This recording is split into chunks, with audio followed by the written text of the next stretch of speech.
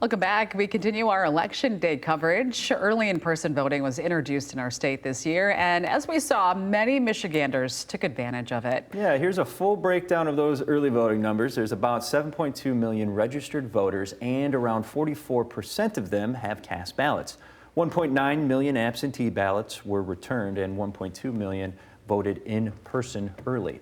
And that's great news for the guest joining us on Zoom today, Michigan Deputy Secretary of State Aghogho Edevbie, who's worked hard to ensure voting happens smoothly here in Michigan. First of all, thanks for waking up early with us today. It's my pleasure. We're getting out the vote today. Well, what went into making early voting such a success this year? Well, it's really all of us and throughout the state working together. All 10 million people across our state getting a constitutional amendment passed in 2022 to ensure that we had this option.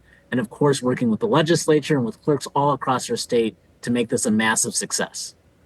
We know we're used to kind of watching the returns come in on election night and hoping to have a result before we go to bed. Last time, it took days before we had the winner announced. So will this early voting help us get results any earlier this year? Yeah, absolutely. So that's 1.2 million votes that were cast during the early vote. Should be released pretty soon after polls close at 8 p.m. tonight.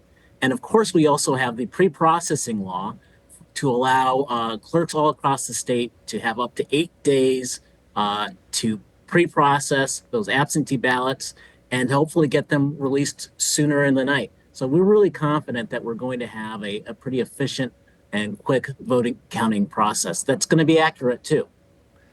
Yeah, speaking of that, election security is a real hot topic this year. Could you tell us what's being done at the state level to ramp up that election security?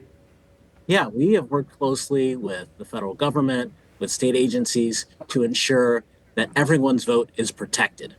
We've secured a lot of funding to ensure that there are a lot of physical upgrades. We've worked with our IT partners to ensure that our security protocols in terms of our computers and our data is fully secure. So voters all across the state can be really confident that we have a great system in place to ensure that their voices and their choices are respected.